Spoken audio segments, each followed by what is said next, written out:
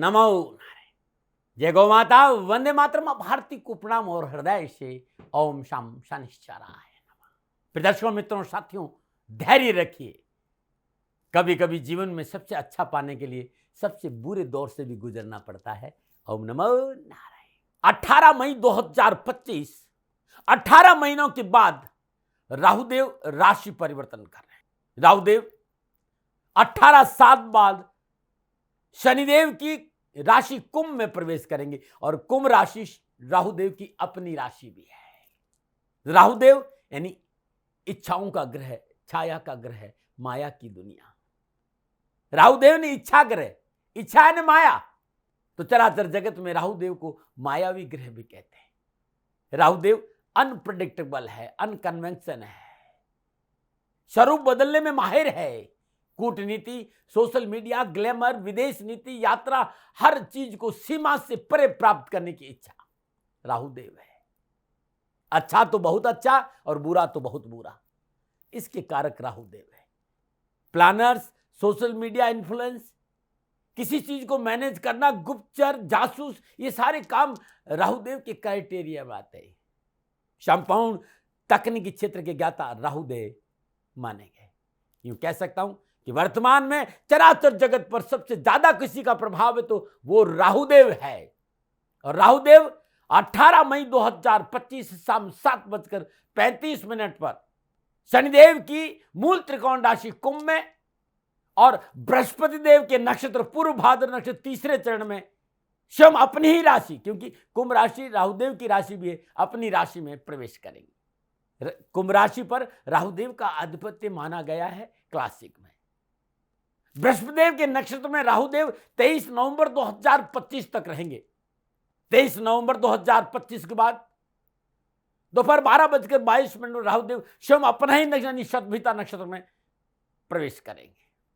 18 मई 2025 से लेकर 5 दिसंबर 2026 तक राहुदेव शनिदेव की मूल त्रिकोण राशि कुंभ यानी स्वयं अपनी ही राशि में संचरण करेंगे। जिस समय राहुदेव कुंभ राशि में प्रवेश करेंगे उस समय का जो लग्न है वो वृश्चिक लग्न है और लग्नाधिपति मंगल देव नीच राशि कर्क में भाग्य स्थान से संचरण कर रहे हैं। बृहस्पति देव और राहुदेव का नवम पंचम योग है। शुक्रदेव शनिदेव राहुदेव का द्विद्वादश योग है। बुध देव और राहुदेव का त्रिकादश संबंध है और राहुदेव और सूर्यदेव का चतुर्दशम संबंध है और मंगल देव और राहुदेव का षडाष्टक संबंध है। 20 जुलाई 2025 शाम 5:12 पर राहुदेव पूर्व भाद्रपद नक्षत्र के दूसरे चरण में आएंगे और 21 सितंबर 2025 दोपहर 2:51 पर राहुदेव पूर्व भाद्रपद नक्षत्र के प्रथम चरण में प्रवेश करेंगे। जैसा कि मैंने आपको पहले ही बताया कि 23 नवंबर 2025 तक राहुदेव बृहस्पति देव के नक्षत्र में संचरण करेंगे और 23 नवंबर 2025 से शाम के समय से दोपहर के समय, जो भी मैंने टाइम आपको बताया है, राहुदेव स्वयं अपना ही नक्षत्र नहीं सतभिसा नक्षत्र चौथे चरण में संचरण करेंगे। तो ये जो फलादेश है ये 2025 तक का रहेगा। 2026 का फलादेश जब 2026 प्रारंभ होगा तब मैं आपको बताऊंगा।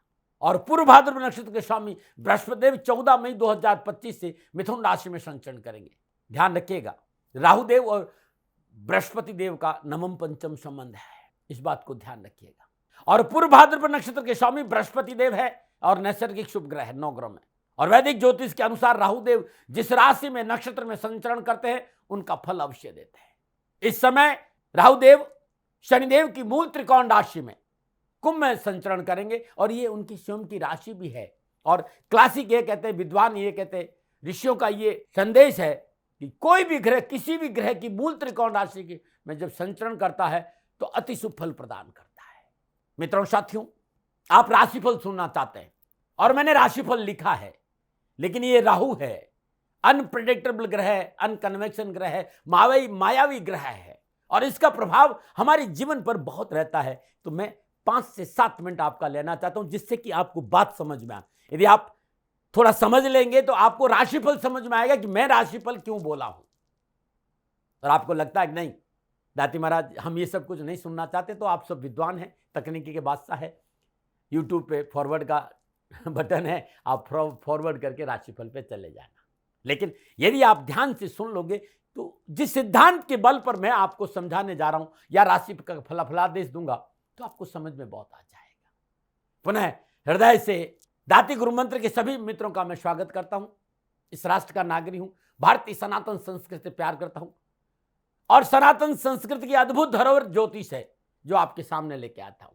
मैं प्रजापिता ब्रह्मा नहीं हूं, हथेली में सरसों नहीं उगाता हूं और मैं दावे नहीं करता हूं। मैं अपना अनुभव शेयर करने आता हूं। मानो न मानो ये आपकी मृत्यु है।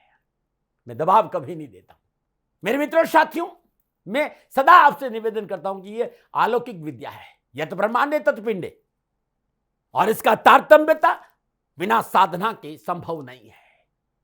न ये दावा का विषय है, न विवाद का विषय और न तर्क का विषय है। और मैं आप लोगों के सामने दावे करने नहीं आया हूं। अपने हृदय के भाव, सनातन संस्कृति के प्रति मेरा प्रेम, मेरा अनुभव शेयर करना आया हूं। मानना नहीं मानना ये दोनों ही आप पर निर्भर है। दोबारा मैं आपसे कह रहा हूं, मैंने हमेशा आप लोगों से कहा है कि मैं प्रजापिता ब्रह्मा नहीं हूं और मैं सदा कहता हूं कि सेकंड ओपिनियन का अधिकार आपका था, आपका है, आपका रहेगा। हां, मैं ये जरूर कहना चाहता हूं कि ना भयभीत हो, ना भ्रमित हो, फॉल्स इल्यूजन्स नहीं होने चाहिए, क्योंकि भय मनुष्य के लिए संपूर्ण समस्याओं का कारण रहा है।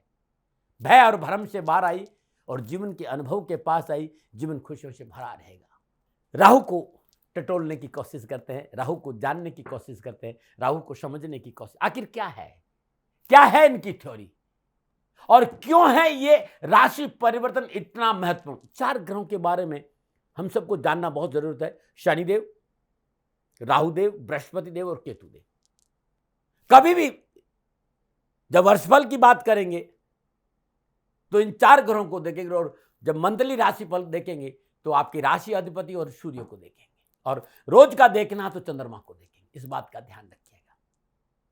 अच्छा, मैं क्यों कह रहा हूं कि ये राशिफल इतना परिवर्तन है, ये परिवर्तन इतना महत्वपूर्ण? क्योंकि 18 साल के बाद राहुदेव शनिदेव की मूल त्रिकोण राशि कुंभ में यानी अपनी राशि में संचरण करेंगे और राहु और केतु मानव चेतना के आसपास ज्यादा रहते हैं। मनुष्य जीवन के सूक्ष्म बिंदुओं के बहुत ज्यादा निकट है राहु और केतु और इनका सीधा संबंध हमारी चेतना से है। और ये दोनों छाया ग्रह अपना प्रभाव मानव पर बहुत अधिक डालती है। लेकिन एक खास बात जो अक्सर इग्नोर कर दी जाती और वो यह है कि दोनों ही आध्यात्म के केंद्र बिंदु भी है। ये दोनों ही ग्रह हमें जीवन की साधना की ओर भी अग्रसर करते हैं, भीतर की गहराई में डूबने का अवसर देते हैं। इसके लिए बहुत जरूरी है इनके बारे में अध्ययन, शोध की आवश्यकता। भारत के ऋषियों ने इन्हें छाया ग्रह कहा है क्योंकि आकाश में ये दोनों बिंदु के रूप में दृष्टिगोचर होते हैं। जहां सूर्य और चंद्रपथ एक दूसरे से मिलते हैं उस बिंदु विशेष को राहुदेव और केतुदेव कहा गया है।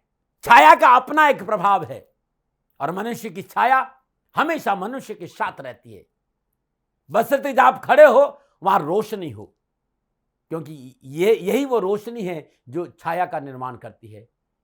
यदि गहराइयों से समझे तो यही वो रोशनी है जो हमें ज्ञान भी देती है, हमारे आसपास जो कुछ भी मौजूद रहकर आभास देती है वो हमारे साथ है। असल में उसकी भूमिका हमारे जीवन में एक मात्र छाया का समान है।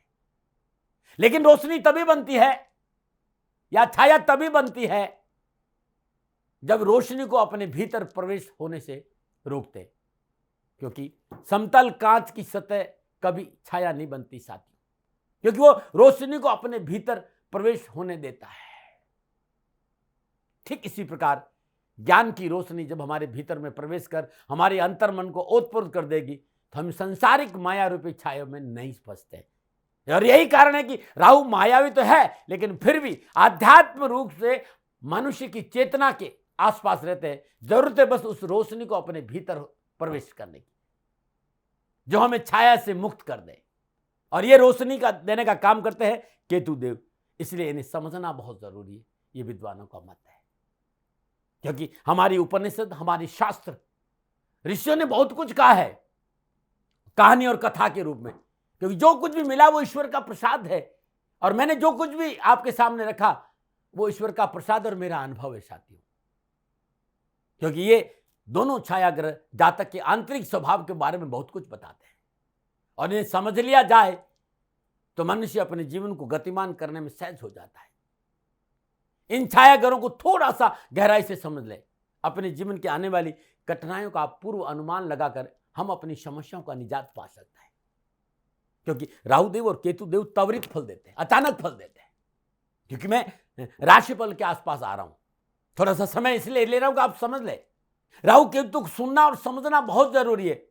समुद्र मंथन की कहानी आप सबको पता है। समुद्र मंथन में शरभानु जो राक्षस था, उसी का नाम राहु और केतु पड़ा है। ये कश्यप ऋषि के पुत्र है, हिरण्याक्ष की बहन सिंहिका की संतान है, और सिंहिका का संबंध कश्यप ऋषि के वंशज से है। और कहते जब समुद्र मंथन हुआ, नारायण अमृत खाली देवताओं को बांट रहे थे। शरभानु ऋषि पुत्र भी था और राक्षस भी। उसे वेश बदलने का बड़ा ज्ञान था, वो साधना भी करता था और अध्यात्म का जानकार भी था। उसको अनुभव हुआ कि नारायण अमृत केवल देवताओं को दे रहे। उन्होंने रूप बदला और सूर्य और चंद्र के बीच में आके बैठ गया। जब इसका ज्ञान सूर्यदेव और चंद्रमा को हुआ तो सूर्यदेव और चंद्रमा ने नारायण को संकेत दिया कि ये राक्षस है, शरभानु है, और वेश बदलकर देवताओं को हमारे बीच में आके बैठ गया। नारायण ने उसी समय सुदर्शन चक्र निकाला और शरभानु की गर्दन काट ली। जब तक अमृत अंदर चला गया था कंठ तक, और गर्दन कटी। तो जहां तक अमृत गया, क्योंकि अमृत तो स्पर्श कर दिया, तो वो अमृत अमर हो गया। ऊपर का हिस्सा गर्दन वाला हिस्सा राहु और नीचे वाला हिस्सा केतु। तो जहां अमृत आ गया वो तृप्त है, और जहां अमृत नहीं पहुंचा वहां तड़प रह गई। और पिछले 50 सालों से मैंने ये शोध किया है कि राहु जिस भाव में बैठता है उस भाव से व्यक्ति को लापरवाह बना देता है और कॉन्फिडेंस बना देता है, क्योंकि उसके पास अमृत है। उसको परवाह नहीं किस बात की। उसका यह कहना होता है कि जो काम मैंने किया है उसका लाभ, उसका फल मुझे चाहिए।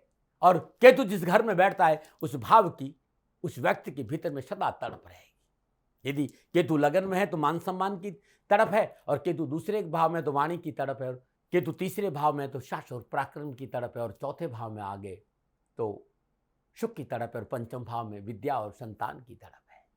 मतलब जहां केतु विराजमान होगा वहां तड़प रहेगी। यदि राहु लगन में विराजमान है, जहां तक कि जन्म किसी भी राशि में राहु विराजमान है, व्यक्ति कोई फर्क नहीं पड़ता, लोग उसका मान सम्मान करते हैं, क्योंकि वो बेपरवाह है अपने सम्मान से, क्योंकि उसका जीवन का एक हिस्सा तृप्त है। वो उसके प्रति उत्सुकता नहीं दिखाएगा। लेकिन यदि फिर याद दिला रहा हूं कि ठीक उल्टा लगन में केतु विराजमान है, व्यक्ति को अपने आसपास मान सम्मान के प्रति अतृप्ति बनी रहती जीवन भर। चाहे कितना भी मान सम्मान उसको मिल जाए, हमेशा ज्यादा पाने की लालसा परेशान करती रहेगी। यही है राहु की माया। और माया तभी काम करती है जब केतु देव का स्थान राहु देव ले लेते हैं, यानी रोशनी के मार्ग में बाधा उत्पन्न कर देते हैं, उसके भीतर प्रवेश होने से रोकते हैं। यह है राहु की जो बातें। अब वापस आते हैं अपने विषय पर। इस वर्ष मुख्य रूप से ग्रह नक्षत्रों का जो राशि परिवर्तन, क्योंकि शनिदेव ने भी राशि परिवर्तन 29 मार्च को किया, 14 मई को बृहस्पति देव भी कर रहे हैं और केतु देव भी करेंगे। तो राहु देव, केतु देव, बृहस्पति देव, शनिदेव, इन 4 ग्रहों का जो राशि परिवर्तन है, मैदानी ज्योतिष के ही हिसाब से बहुत कुछ उठापटक का संकेत मिल रहा है। पुनः याद दिला रहा हूं, 29 मार्च को शनिदेव मीन राशि में, 14 मई को बृहस्पति देव मिथुन राशि में, 18 मई को राहु देव कुंभ राशि में, और 18 मई को केतु देव सिंह राशि में। 2 अप्रैल से 6 जून तक मंगल देव का नीच राशि कर्क में संचरण। संपूर्ण ग्रह युगों की गणना करें, और साथ में राहु देव का नवम पंचम संबंध भी है। यह समय संपूर्ण राष्ट्र को सतर्कता का, सावधानी का और एकजुट रहने का संकेत दे रहा, अन्यथा प्रतिकूल परिस्थितियों का सामना करना पड़ेगा। दुर्घटनाओं का संकेत है। प्राकृतिक प्रकोप बढ़ सकते हैं, हवाई दुर्घटनाएं, अग्नि से दुर्घटनाएं, शत्रु संबंधी परेशानियां, राजनीतिक उठापटक, धर्म को लेकर अनर्गल बयानबाजी परेशानियों का संकेत देते हैं। ये उठापटक और तनाव का संकेत। वैसे नवम पंचम योग राष्ट्र को आर्थिक संपन्नता जरूर देगा। चाहे कितना भी उठापटक हो, भारत की आर्थिक स्थिति मजबूत होगी। भयभीत होने की कहीं जरूरत नहीं। इस समय जिस तरह का माहौल है, इस माहौल से घबराने की जरूरत नहीं है। भारत का भाग्येश और कर्मेश शनिदेव है, और उनकी मूल त्रिकोण राशि में शम राहुदेव का प्रवेश है। और मैं कहना चाहता हूं, कर्म मजबूत होगा, विश्व भारत का लोहा मानेगा, भारत का वर्चस्व बरकरार रहेगा, लेकिन फिर कहना चाहता हूं कि पड़ोसी देशों की सीमाओं को लेकर 26 अप्रैल 2025 तक राष्ट्र को विशेष सावधान रहना होगा। राष्ट्र प्रगति करेगा, युवा प्रगति करेगा, युवाओं का प्रेम अपनी राष्ट्र के प्रति जगेगा। राष्ट्र के जो राष्ट्र शासन है, जो जो जो जो जो सत्ता राज कर रही है, वो गरीब के लिए, किसान के लिए, युवाओं के लिए अपना भंडार खोल देगी और सीमाओं पे मजबूत हो। राष्ट्र समझौता नहीं करेगा, शासन समझौता नहीं करेगा, हमारी सेनाएं मजबूत होगी। क्योंकि शनिदेव 30 साल के बाद नैसर्गिक शुभ ग्रह बृहस्पति देव की राशि, धर्म की राशि मीन में प्रवेश करे। शनिदेव बीपीएल श्रेणी के लोगों का प्रतिनिधित्व करते, गरीब लोगों का, पिछड़े लोगों का, जो मेहनती और परिश्रमी लोग हैं उनका प्रतिनिधित्व करते हैं। तो मैं सच कहना चाहता हूं, सत्तापक्ष गरीब, निर्धन, पिछड़े वर्ग के लिए सब कुछ निछावर कर देगा, पूर्ण सहयोग करेगा, ऐसा ग्रह योगाओं का संकेत है। जी हां, सत्तापक्ष और विपक्ष में व्यर्थ का टकराव जरूर नजर आ रहा है। मैं फिर कहना चाहता हूं कि शासन बहुत मजबूत है। शासन राष्ट्र की संप्रभुता, समृद्धि के लिए सब कुछ निछावर करेगा, लेकिन विपक्ष भी शांत नहीं रहेगा, वो कहीं न कहीं टांग अड़ाई जरूर करेगा। मैं प्रजापिता प्रमाणी हूं, न ही मेरी राजनीति में कोई ज्यादा पकड़ है और न मैं राजनीति जानता हूं मैं, लेकिन इतना जरूर कहना चाहता हूं कि संवेदनशील विषयों पर असंवेदनशील टिप्पणी, बयानबाजी बखेड़ा जरूर खड़ा करेगी। इसलिए भाषा पर वर्चस्व वाले लोगों को काबू रखना पड़ेगा। मैंने अपने जीवन में 50 साल के आसपास इन ग्रहों के आसपास रहने का प्रयास किया। साधारण सा व्यक्ति हूं, बहुत लगाव है सनातन संस्कृति, दावे आते नहीं है, हर गलती से सदा हाथ जोड़कर क्षमा मांगता हूं। लेकिन ये समय फॉल्स इल्यूजन्स का नहीं हो, माया में नहीं फंसना है, राष्ट्र को सर्वोपरि मानने का है। साधना का अवसर मिला और इस विषय पर बहुत नजदीक तक जाता हूं, तभी कुछ बोलता हूं। जिस तरह के ग्रह योगायोग है, प्राकृतिक प्रकोप की संभावनाएं बढ़ रही है। अग्निकांड की घटनाएं हो, चाहे भूमि हो, चाहे जल हो, चाहे आकाश हो, भूकंप हो, चाहे भूस्खलन हो, आदि की संभावना है। और इस बार बृहस्पति आने वाले 8 सालों के लिए अतिचार गति में रहेंगे। इस बार वो 18 अक्टूबर से 5 दिसंबर तक अतिचार गति में रहेंगे। तो बृहस्पति देव भी कई प्रतिकूलताओं का संकेत दे रहे। स्पेस में, आकाश में बहुत सी घटनाओं का प्रतिकूल संकेत नजर आ रहा है। जो वैज्ञानिक तकनीकी आकाश में है, उसमें टकराव बढ़ेगा। बहुत सी दुर्घटनाएं आकाश में नजर आ रही है। शनिदेव और राहुदेव द्विद्वादश योग में संचरण कर रहे हैं। जो प्रेजेंट सिनेरियो है, धर्म के नाम पर किया गया अनर्गल बयानबाजी सांप्रदायिक सौहार्द में कमी लाएगा। इसे बचना चाहिए। राष्ट्र से न कोई बड़ा था, राष्ट्र से न कोई बड़ा है और राष्ट्र से न कोई बड़ा हो सकता, न होने की संभावना है। राष्ट्र प्रेम चाहिए। 18 मई 2025 राहुदेव बृहस्पति देव के नक्षत्र पूर्व भाद्र तीसरे चरण में संचरण करेंगे और पुनः याद डालो कि पूर्व भाद्र नक्षत्र 23 नवंबर 2025 तक रहेंगे। यहां आपको बृहस्पति देव की फल मिलेंगे। दूसरा, शनिदेव की मूल त्रिकोण राशि कुंभ में संचरण करें। होरा शास्त्र क्या संकेत रहा है वो मैं बताऊंगा। शनिदेव के उत्तम फल भी मिले। देखना बहुत जरूरी है कि आपकी जन्मकुंड में शनिदेव किस अवस्था में विराजमान, किन किन भावों के अधिपति है और उन पर किन किन ग्रहों का प्रभाव है, शुभ है या अशुभ है। ये अशुभ ग्रहों के प्रभाव में है तो उस आधार पर राहुदेव आपको पूर्वा भाद्र नक्षत्र में संचरण कर शुभ फल प्रदान करेंगे। ये तो बात रही बेसिक की, नियम क्या कहता है, क्योंकि एक ही राशि के लोगों में कितने को अच्छे और कितने को बुरे फल प्राप्त होंगे। किसी को बुरे मिलेंगे और किसी को अच्छे अनुभव से गुजरना पड़ेगा। अब बात करते हैं राहुदेव का जो मूल स्वभाव है वो किस प्रकार है, क्योंकि ग्रह अपना मूल स्वभाव कभी नहीं छोड़ता। शुभ ग्रहों के साथ उनके स्वभाव की अच्छाइयां और बुराई कमी होगी, लेकिन अधिकता या थोड़ा कम हो, लेकिन स्वभाव नहीं बदल सकता। ठीक उसी प्रकार जैसे हम बारिश की बूंदों को पृथ्वी पे गिरने पे रोक नहीं सकते, लेकिन छाता और छत उसे एक स्थान विशेष पर गिरने से अवश्य रोक सकता है। बारिश हो रही है, यदि हम छाता है तो कुछ बचा जाता है, या छत के नीचे गिरे हैं, खड़े हैं तो उन बूंदों से बच सकता है। शुभ और अशुभ ग्रहों का प्रभाव छाता और छत जैसा ही है। जो घटना घटित होने से तो रोक तो नहीं सकते, लेकिन नुकसान कम हो इसका प्रयास कर सकते हैं। जहां तक राहुदेव की बात है, राहुदेव को जाने अपने प्रभाव के कारण जाते हैं, क्योंकि राहुदेव जिस व्यक्ति को अपने प्रभाव में लेते हैं उसे फिर वो उसके स्वभाव में नहीं रहने, जो स्वभाव उस व्यक्ति का है उस स्वभाव में राहुदेव उसे नहीं रहते। राहुदेव एक धुआं के समान है, व्यक्ति के जीवन में भ्रम फैलाने का कार्य करते हैं। मित्रों, यहां जो मैं राहुदेव के बारे में बताने जा रहा हूं, यहां बात अच्छाई और बुराई की नहीं है, क्योंकि मनुष्य की आदत होती है कि वो जल्दी जल्दी कंक्लूजन निकाल लेता है कि फला चीज अच्छी है और फला चीज बुरी है, ये ग्रह फायदेमंद है और ये ग्रह नुकसानदायक है, बस ये जानकारी मिल जाए, बाकी जानकर क्या करना। लेकिन मित्रों, जब हम अपने जीवन में किसी चीज को गहराई से जानने की कोशिश करते हैं ना, तो यहां सिर्फ ग्रहों की या ज्योतिष की बात नहीं कर रहा हूं, एक सामान्य की बात भी कर रहा हूं। जब हम अपने जीवन में किसी चीज को गहराई से जानने की कोशिश करते हैं, तो आप महसूस करेंगे कि आपके लिए उसे जीवन में स्वीकार करना बहुत आसान हो जाता है। फिर हमें गुस्सा या फ्रस्ट्रेशन नहीं होता, क्योंकि कहीं ना कहीं हमें पता होता है कि हमारे साथ ऐसा क्यों हो रहा है, इसका कारण क्या है, कब तक मेरे साथ चलेगा, मैं इस स्थिति से बाहर आ सकता हूं। यानी बजाय खुद को, वो ईश्वर और खुद को दोष नहीं देगा, व्यक्ति कर्म उन्मुख होगा, अपनी व्यक्तिगत स्थिति को सुधारने का प्रयास करेगा, सही दिशा में आगे बढ़ने की कोशिश करेगा। जो भी बातें राहुदेव से सामने रखती है, उनका अच्छा और बुरा होना आपकी जन्म कुंडली में उनकी प्लेसमेंट पर, उन पर अच्छे या बुरे ग्रहों के प्रभाव पर निर्भर करे। लेकिन जो मैं बताने जा रहा हूं वो राहुदेव का मूल स्वभाव है।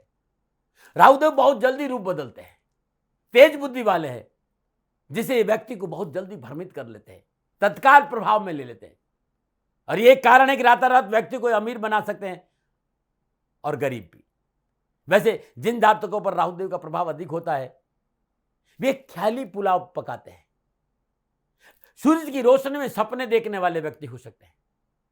ऐसे व्यक्ति को व्यसनों से दूर रहना चाहिए, नशा आदि से दूर रहना चाहिए, कुकर्मों से बच के रहना चाहिए, क्योंकि ये व्यसन उसके अंदर इजीली आ जा सके। राहुदेव के प्रभावित एक व्यक्ति ऐसा भी हो सकता है जो किसी तरह की बुरी लत, अवैध गतिविधियां, जुआ, नशा में लिप्त हो, जीवन व्यतीत कर रहा हो। दूसरे राहुदेव के प्रभाव दूसरा व्यक्ति ऐसा भी हो सकता है जो वर्तमान समाज की रूढ़ियों को दरकिनार करते हुए क्रांति फैलाने का काम भी कर सकता है। राहुदेव का काम है व्यक्ति को दूसरों से अलग दिखाना। वो अलग दिखाना अच्छा होगा या बुरा, ये व्यक्ति की जन्म कुंडली में प्लेसमेंट और दूसरे ग्रहों के प्रभाव पर निर्भर करेगा कि आपकी जन्म कुंडली में राहुदेव किस राशि में विराजमान है, किस भाव पे विराजमान है और किन ग्रहों से दृष्ट है, इस पर निर्भर करेगा। राहुदेव का एक स्वभाव डिस्टर्बेंस पैदा करना भी है, तो कुछ डिस्टर्बेंस आपको अपने जीवन में देखने को मिल सकती, लेकिन भाव के अनुसार सभी राशियों के लिए अलग अलग फलादेश होगा। मित्रों साथियों, आगे मैं 12 के 12 राशियों के आधार पर राशिफल की चर्चा करने जा रहा हूं, जो जनरल प्रेडिक्शन है, यानी आपकी चंद्र राशि के आधार पर, आपके लगन के आधार पर, संक्षिप्त ग्रह गोचरों की योगा योग, दृष्टि संबंध, युति संबंध के आधार पर है। लेकिन आप इन ग्रह नक्षत्रों का जो प्रभाव पड़ता है वो विस्तृत सटीक रूप से आपकी अपनी जन्म कुंडली बताती है, क्योंकि आपकी जन्म कुंडली आपका डीएनए होता है। आप अपनी जन्म कुंडली से के आधार पर यह जानना चाहते हो कि आने वाले 18 महीने राहुदेव आपको क्या फल प्रदान करें, किस प्रकार का फल देंगे, तो आप मेरी टीम से बात करिए। देश में संचालित शनिधाम गौशाला ये टीम संचालित करते हैं, और शनिधाम गौशाला के जो कार्यकर्ता है वो आपसे संपर्क में आएंगे, चाहे देश हो चाहे विदेश हो, पुरुष हो चाहे नारी हो, वृद्ध हो चाहे युवा। यहाँ स्क्रीन पर जो नंबर आ रहा है, ये जो नंबर डिस्प्ले आ रहा है, इन नंबर पर संपर्क करके, कॉल करके, व्हाट्सएप कीजिए, अपॉइंटमेंट लीजिए। मैं स्वयं आपकी जन्म का विस्तार से विश्लेषण करूंगा। साथ ही यदि आप अपने चैनल से जुड़ना चाहते हो तो उस चैनल को सब्सक्राइब करिए, क्योंकि दाती गुरु मंत्र आपका अपना चैनल है, उसको सब्सक्राइब करिए, शेयर करिए, लाइक करिए, कमेंट करिए। इस वीडियो में फिलहाल इतना ही है। मैं अब राशिफल पे आऊंगा। मैं आपको बताऊंगा कि 12 के 12 राशियों के लिए क्या फल मिलेगा, क्या प्रभाव रहेगा। लेकिन साथियों, ये मेरा निजी अनुभव है, सेकंड ओपिनियन का अधिकार सदा आपका रहा है। मैं आपको आपके कारोबार, आपकी नौकरी, आपका व्यापार, आपका स्वास्थ्य, आपका समाज, आपका परिवार, आपकी शिक्षा, सबके बारे में विस्तार से बताऊंगा। लेकिन ये जनरल प्रेडिक्शन है। व्यक्तिगत आप अपने राहुदेव का प्रभाव जानना चाहते हो तो पुनः शनिधाम गौशाला के कार्यकर्ताओं के नंबर डिस्प्ले हो रहे, उनसे संपर्क करिए, अवश्य मैं आपके साथ आऊं।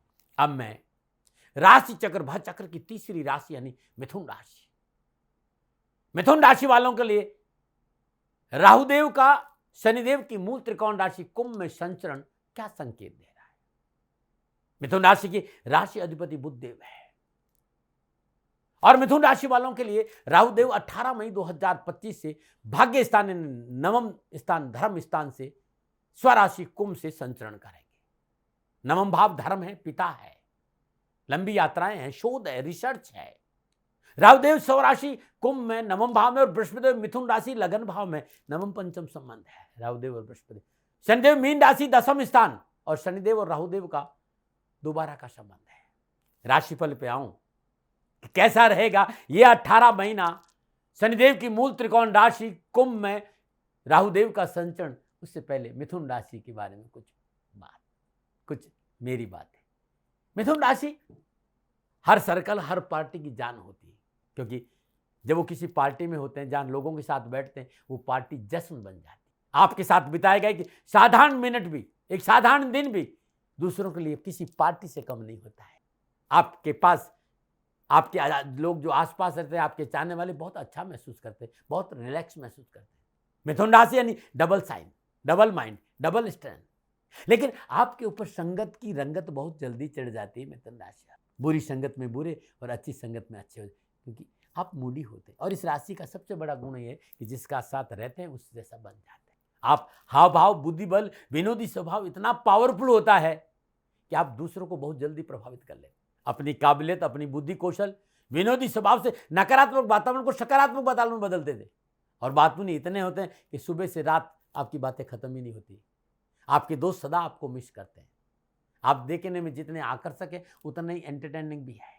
खाली बातें नहीं, बातों के साथ साथ आपका एटीट्यूड भी बोलता है। एटीट्यूड के साथ साथ आपका दिमाग भी बोलता है। मैं कह सकता हूं कि ब्यूटी विथ चलता फिरता कंप्यूटर ब्रेन का जीता जागता कॉम्बिनेशन आप हैं मिथुन राशि।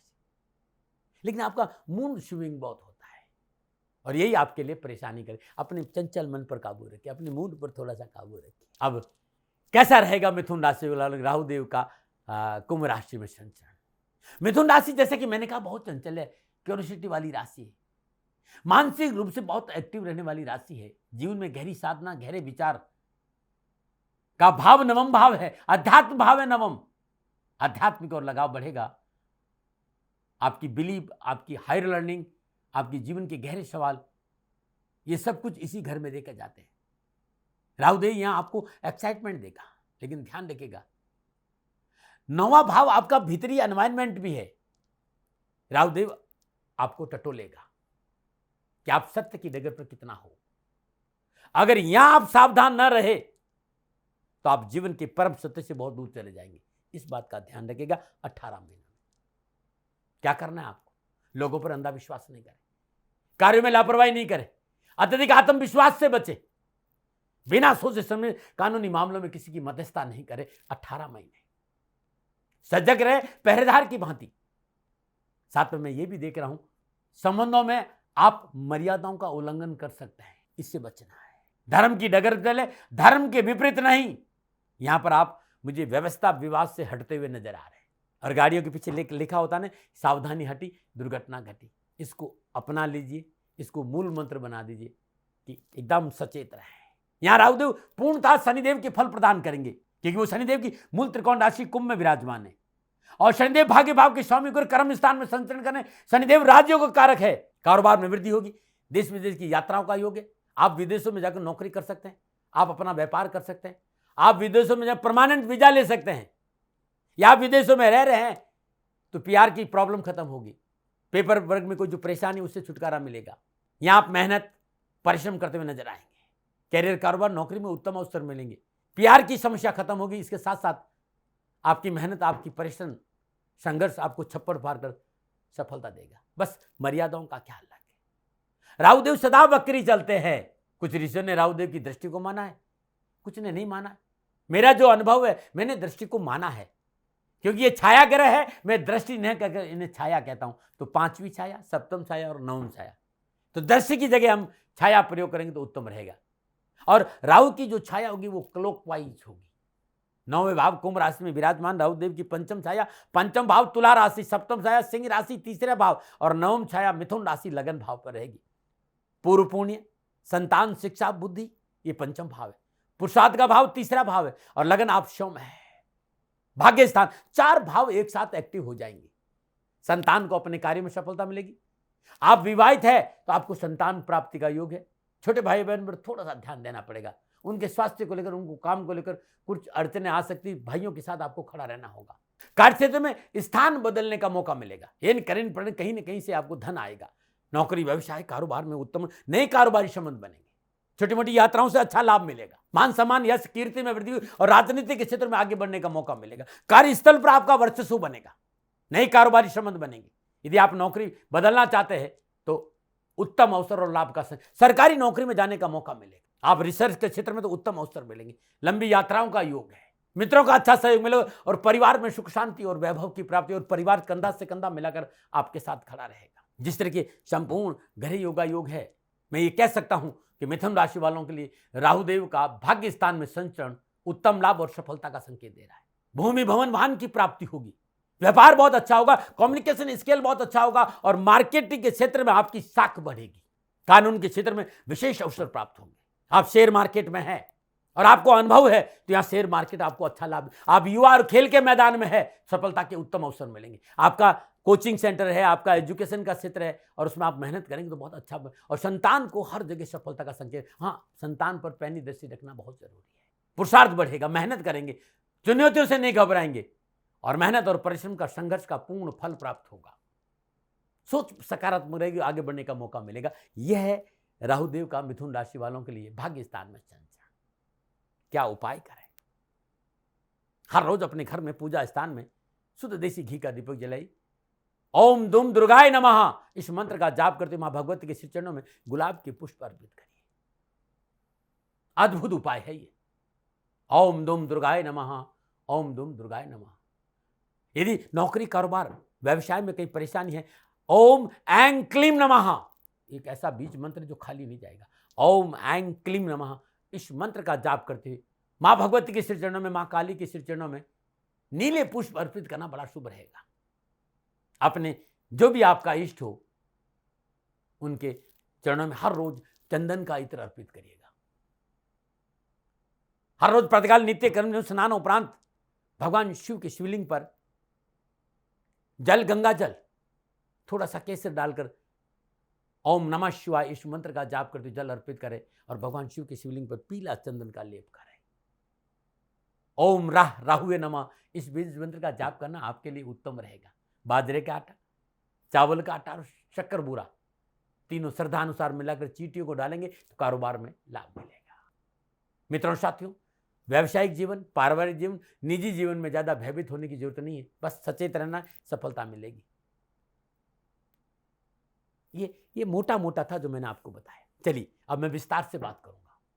राहुदेव जब 18 मई को लेकर पूरे साल भर जो बाकी ग्रहों के साथ योगायोग और दृश्य संबंध बनाएंगे, क्या फल प्राप्त होगा, क्या रखे सावधानी, क्या करें उपाय, इन समस्याओं के बचने के लिए आइए अब थोड़ा सा विस्तार से जानेंगे। मिथुन राशि वालों के लिए यह राशि परिवर्तन शुभ और अनुकूल रहेगा। संपूर्ण महत्वाकांक्षाओं की पूर्ति होगी, कारोबारी समस्याओं का निवारण होगा, कारोबार में एक से अधिक साधन उपलब्ध होंगे, अनावश्यक भय भ्रम भ्रांति से पीछे छूटेगा और देश विदेश से कारोबारी संबंध बनेंगे।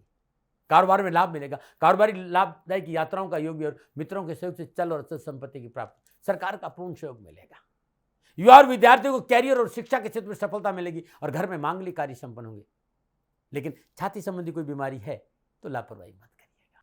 चिकित्सा के क्षेत्र में लापरवाही नुकसान देगी और रिश्तों में व्यर्थ का भय भ्रम, फॉल्स इल्यूजन मुसीबत में डाल सकता है। इससे सावधान। विशेष सावधानी क्या है तो कार्य क्षेत्र से जुड़ी चुनौतियों का सामना करें, चुनौतियों से घबराए नहीं।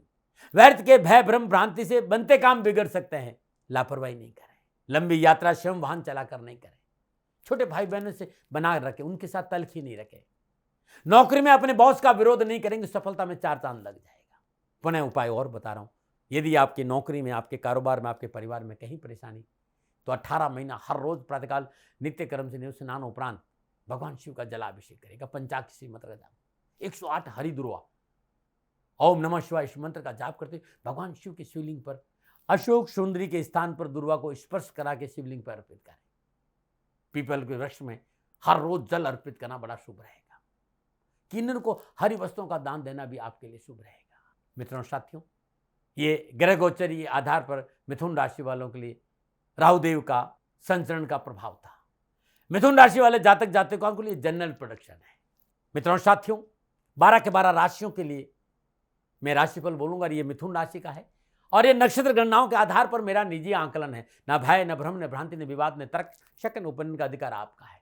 हाँ, आंकलन मेरा था और मेरे से कोई गलती हो गई हो, भूल हो गई हो तो दोनों हाथ जोड़कर क्षमा मांगता हूँ। आप सुखी रहे, आप स्वस्थ रहे, समृद्धिशील रहे। महादेव की श्री चरणों में मेरी प्रार्थना है। शनिदेव आपकी रक्षा करे और आपका जीवन सदा खुशियों से भरा रहे। प्रभु के चरणों में मेरा नमन। ओम नमो नारायण। फिर दर्शकों, मित्रों, साथियों, पूरा राष्ट्र ये जानता है कि मेरा जीवन गौ माता और बेटियों के लिए है। यत्र नारीस्तु पूजन्ते रमन्ते तत्र देवता। ठीक किसी तरह मेरा जीवन गौ माता की शरणागत है, उनके चरणों में है। पूरा राष्ट्र और राजस्थान का हर व्यक्ति जानता है कि दाती महाराज गायों से बहुत प्यार करते हैं, बेटियों से बहुत प्यार करते हैं।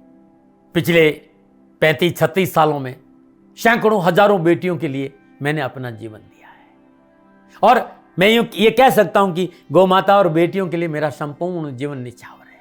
और ये मेरे जीवन का उद्देश्य था, क्योंकि मेरे लिए राष्ट्र कोई बड़ा है, ना राष्ट्र से बड़ा कोई हो सकता, न संभावना है। और गौ माता और बेटियां राष्ट्र की धरोहर है। उनके लिए ये करना मेरा कर्तव्य भी था, मेरा कर्म भी था और मेरा धर्म भी था।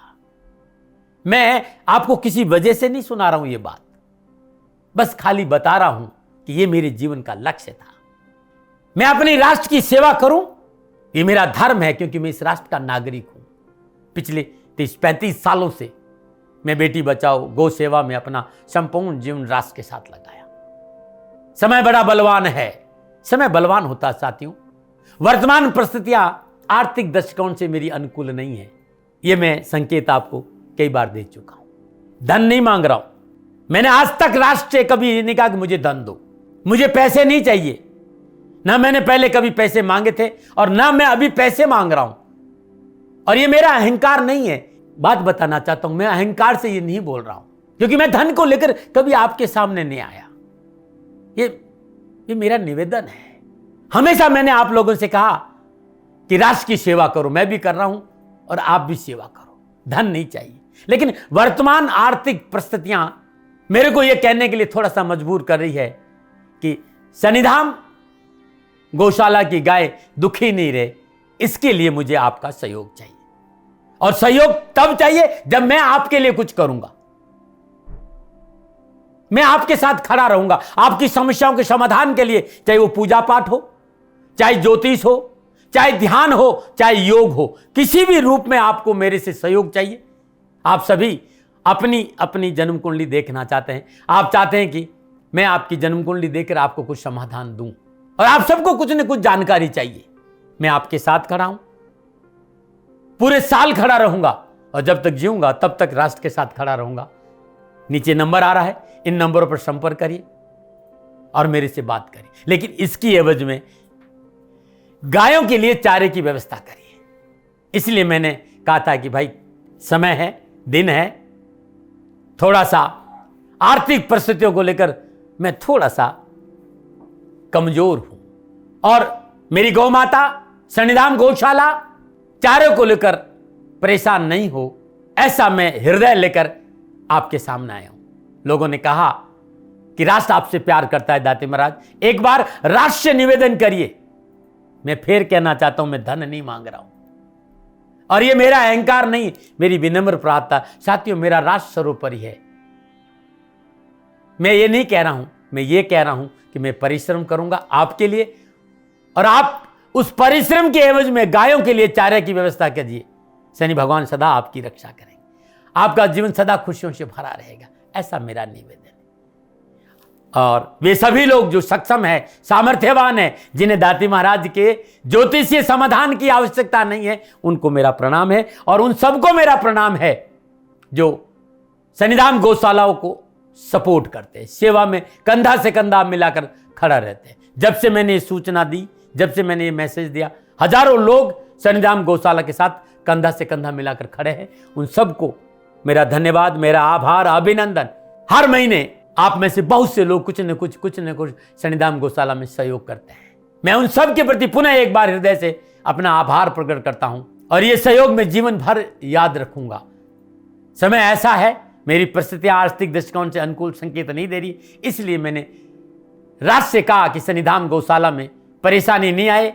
सरकार सपोर्ट करती है, सरकार की तरफ से जो वो करना चाहती वो करती, लेकिन उससे पूरा नहीं पड़ता है। सरकार की अपनी सीमाएं हैं साथियों, और उससे पूरा नहीं पड़ता है, और अपनी मर्यादाएं भी और सीमाएं। शासन के पास और बहुत से काम है साथियों। फिर भी मैं शासन का भी धन्यवाद दूंगा जो हमारे साथ वो खड़े हैं।